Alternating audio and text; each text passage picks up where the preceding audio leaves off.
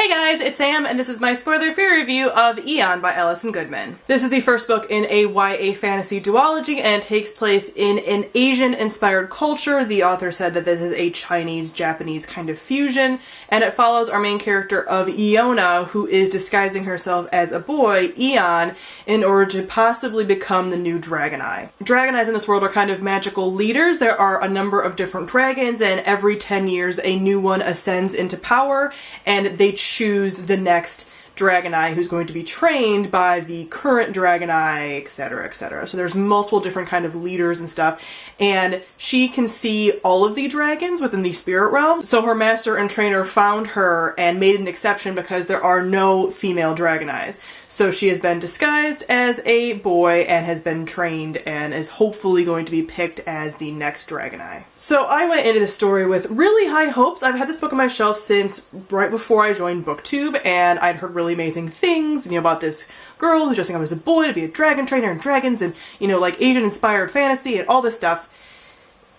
And this book was a struggle for me. So first we talk about the world building. Like I said, this is a kind of Japanese-Chinese fusion, and I actually looked up and tried to find some reviews from people who are from these cultures to see their opinions on it, but I wasn't able to find really anything. This is an older book. I believe it came out in 2008, so it kind of came out before we had a lot of these very prevalent discussions about diversity and own voices and stuff, so I wasn't really able to find reviews for that, either positive or negative, so I'm not sure if this kind of Asian fusion worked or if it's actually problematic. And I don't know enough about Asian history and history of China and Japan and stuff to know if this is accurate and true and the research was done well or not. So if you guys have read this or you know of any reviews or anything, please comment down below and let me know if you know if this is a good representation of that world. From just a writing standpoint, it does seem very beautiful. It does get kind of bogged down in the description, which I think was one of the kind of detractors, because this book is incredibly slow, and I think because it got so bogged down in those descriptions, and the pacing was sort of off. So I do recognize that it is probably pretty beautiful, but at the same time I couldn't even appreciate those things because we would get all these descriptions. I'd just be like, oh, let's go, come on, because it would just drag everything down. So yeah, but it is always nice to see a fantasy that's inspired by a different culture besides, Western Europe. Next, I'm going to talk about the characters. I just feel so sad doing this review because I had such high hopes for this book. But Iona as a main character was really frustrating. So I understand some of the decisions that she makes, but overall I found her one of those characters that you kind of want to shake and come on, figure this stuff out. I don't understand how you're not figuring this stuff out, because there are so many things that are hinted at within the narrative that she just doesn't grasp, and it's really frustrating. And also because this book is kind of pitched as strong female character, blah blah blah, really independent or whatever. You get an impression when you hear about girls disguised as a boy to become a dragon trainer. But she's actually very meek and unassuming and incredibly naive, and it's very grating because it takes her a really, really long time to get out of that, which is just not something that I was expecting and that I was kind of aligning with. I don't want to say that it's realistic or not, because this could take a long time to get out of or whatever. But as far as pacing for a story, it really bogged it down because you have this character who's just not really learning from her mistakes and her decisions and stuff, and it's really frustrating. And you have this expectation, or at least I had going in, that she's going to be this really kick-ass character, and for the majority of the book she's just not, and you're just it just is so frustrating to read as a narrative, to just be what are you doing? It's just I will say that I did like what this book did with gender a lot for a book that was written a little while ago for the YA genre, because it's always new and go go go kind of. This book did a lot with gender and gender fluidity. We do have a trans woman character who I believe is handled really well in here. Nothing is really disrespectful. Obviously she does have some people who don't like her, or she is oppressed in some ways, but ultimately she does get a very happy narrative. She's an incredibly strong character. She's incredibly kind, and she is helpful and a really good friend to Iona, so I really appreciate that. And then we also have a couple things with eunuch kind of characters, and that's also interesting discussion, and just the gender and gender fluidity, especially when we're talking about Aeon and Iona as almost like sort of two characters, because we have Iona kind of suppressing her female energies and her gender and kind of acting as a man, but she doesn't feel that she's a man, obviously. She wishes that she was a man for her culture and because of how dangerous everything is for her, because if she was found out to be a woman, she could very well be killed. So she doesn't believe that she's a man and that she's like a trans or gender fluid character, but she's having to act differently and act out a different gender, and that whole thing is very interesting. So I really liked that, and I liked those other side characters I talked about before, and they were just really awesome characters. And we have a lot of really awesome side characters. We also have a sort of, I think, potential future love interest. There are parts of this that feel almost like Mulan, like not quite, but the whole kind of almost love interest can kind of be similar to the love interest in Mulan a little bit. If you guys have read this, you probably understand. And he was good, but again, not something, like, he wasn't in it enough for me to really get a kind of good perspective on him. A lot of the older male characters I also feel came off as very creepy. Her master slash mentor has a few moments that made me really cringe as far as his behavior with her and borderline, like, sexualizing her, because he's one of the only ones that knows that she's a female, and it's kind of weird and icky. It kind of feels like that weird, like, uncle trope, which is just kind of odd. And then we have the male antagonist, who is also one of those almost mustache twirling villains.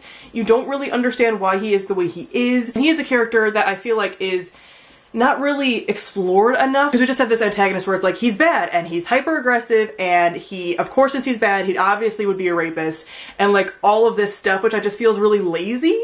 Like, that can be done well, and those kind of character elements can be done well, and I just feel like it was mashed together in a weird way to be like, look at this bad guy, and it's like, he's messy. That's messy. So lastly, let me talk about the plot. This book is so incredibly slow. Like, it doesn't even get going until after like 150 pages.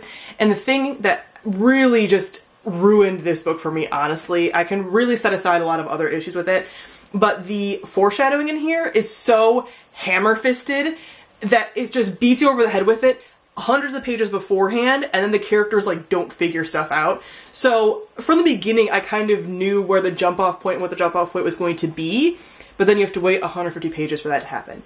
And then we get these like hammer-fisted hints about some other things, really important plot points, the twist at the end. And I knew them 200 pages before it happened. I knew all of it. Like, I was able to figure out all of it. And then we have Aeon / Iona not figuring it out, and there being consequences for these things not being figured out. And I'm like, you foreshadowed this so plainly and obviously that it just makes this so excruciating to read, because it's like, I know what you need to do, just do it. And it's a long book, and like I said, there's all those really descriptive things with the world, and it's like, just figure out what I figured out 200 pages ago. And maybe it's because this is a little bit older, but it's just, so many things are so obvious, and it's acted like this is this giant mystery, and it's like, it's not. It's really obvious. You foreshadowed this plain as day and hit me with a brick over the head with it.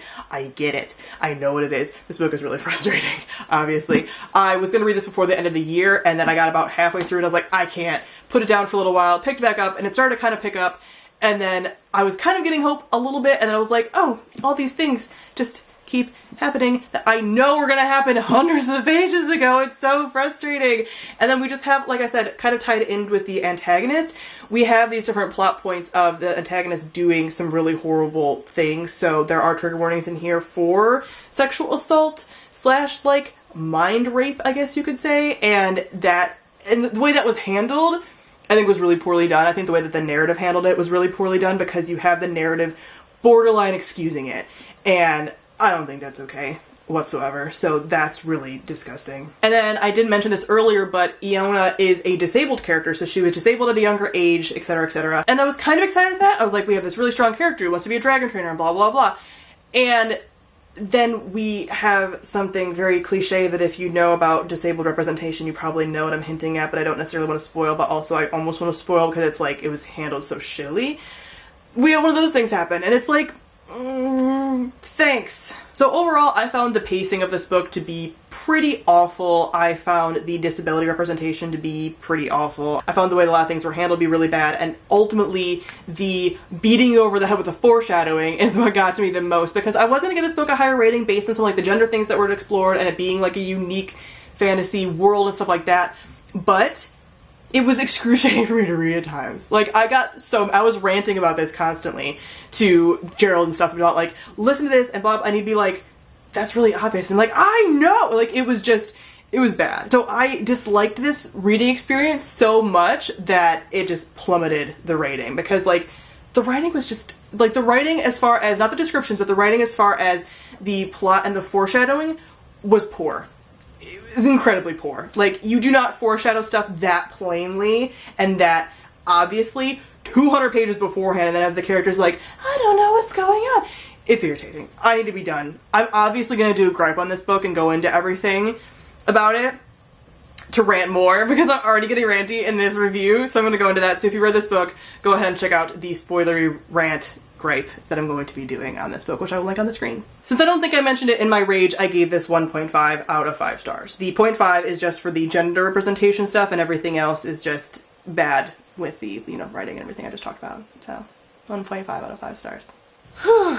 So comment down below and let me know what you thought of Eon. I know a lot of people enjoy it. Maybe I just read it like too late in the game and people read it a lot when it was like a little newer, and I don't know. I didn't like it. And I know a lot of people are going to be like, oh, this hurts me, and I'm sorry. I still like you. I just didn't like it. Oh my gosh, I'm getting so heated about this book.